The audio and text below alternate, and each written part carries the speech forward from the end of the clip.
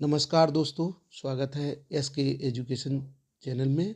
और आज हम फिर हाजिर हैं एक बड़ी मज़ेदार कहानी और शिक्षाप्रद कहानी लेकर, चमत्कारी पत्थर की। प्राचीन काल के राजा महाराजा बड़े बड़े किले बनाते थे। जिस राजा का किला जितना बड़ा होता था वह उतना ही शक्तिशाली माना जाता था। युद्ध के समय किलों का बहुत महत्व बढ़ जाता था। शत्रु के आक्रमण करने पर राजा अपने परिवार, राज्य के महत्वपूर्ण सैनिकों और सेना के साथ किले के भीतर आ जाता था और यहीं से युद्ध करता था। इससे राजा और उसके सैनिक सुरक्षित रहते थे तथा शत्रु का बहुत नुकसान होता था। किले के भीतर भोजन और इसी प्रकार की अन्य सामग्री इतनी रहती थी कि कई कई महीने युद्ध लड़ा जा सकता था। एक बार महाराज छत्रपति शिवाजी ने सामनगढ़ में एक किला बनवाने का निश्चय किया। उन्होंने उचित स्थान देखकर अपने सेनापति को किले का निर्माण की आज्ञा दे दी।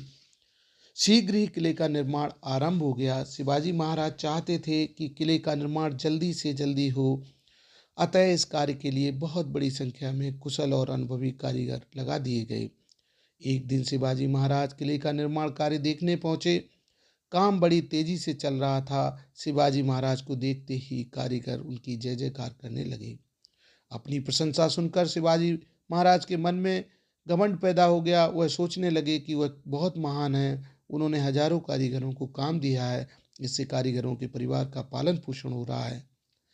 यदि वह किला ना बनवाते और इन कारीगरों को काम ना देते तो ये कारीगर और इनके परिवार के लोग भूखों मर जाते। शिवाजी महाराज बार बार किले और इसके निर्माण कार्य में लगे कारीगरों को देखते और जितनी बार इन्हें देखते उनका अहंकार बढ़ता जाता। एक दिन शिवाजी महाराज अपने किले की एक दीवार के पास खड़े किले का निर्माण कार्य करने वाले कारीगरों को देख रहे थे। अचानक वहाँ स्वामी समर्थ गुरु रामदास आ पहुँचे।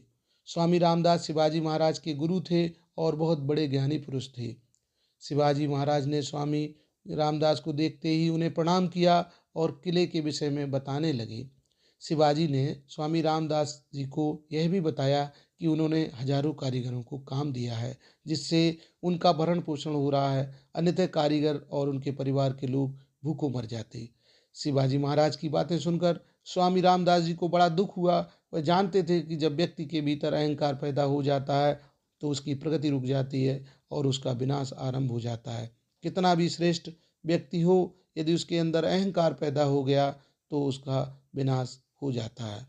स्वामी रामदास शिवाजी की शक्ति और साहस से अच्छी तरह परिचित थे। उन्हें लगा कि शिवाजी देश की सुरक्षा और विकास तभी कर सकते हैं जब उनके मन से अहंकार का बीज खत्म हो जाए।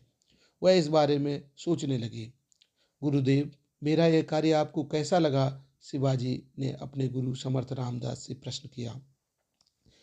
समर्थ रामदास शिवाजी का अहंकार दूर करने का उपाय सोच रहे थे। शिवाजी का प्रश्न सुनकर वह बोले, शिवा, तुम बहुत नेक काम कर रहे हो। इस किले से तुम्हें और तुम्हारी प्रजा को सुरक्षा मिलेगी। इसके निर्माण में लगे कारीगरों तथा परिवार के लोगों को काम तो मिल ही रहा है। समर्थ रामदास के स्वर में व्यंग था, किंतु अहंकार में डूबे महाराज शिवाजी इसे समझ ना सके।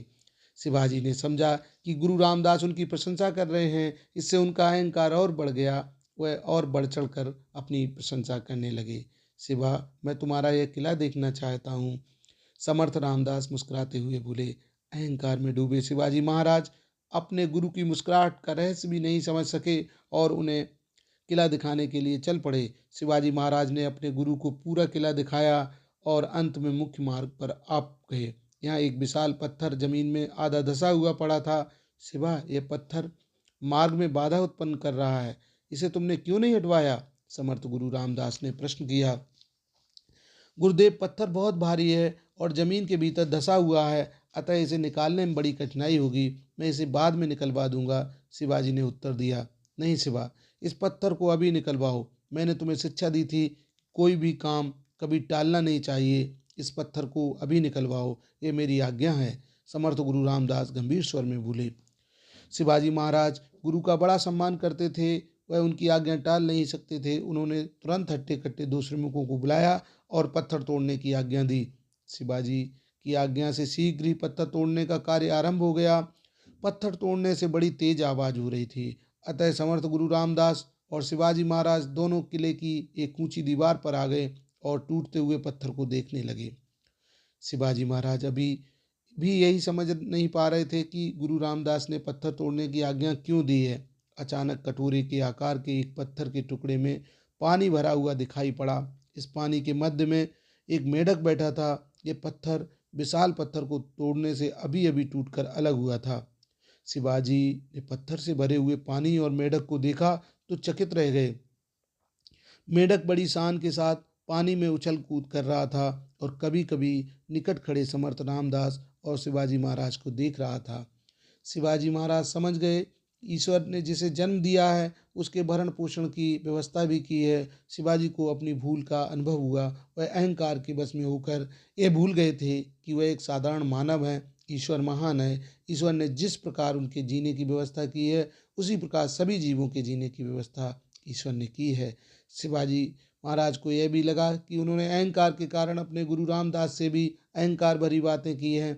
उनका मन पश्चाताप और आत्मग्लानि से भर उठा।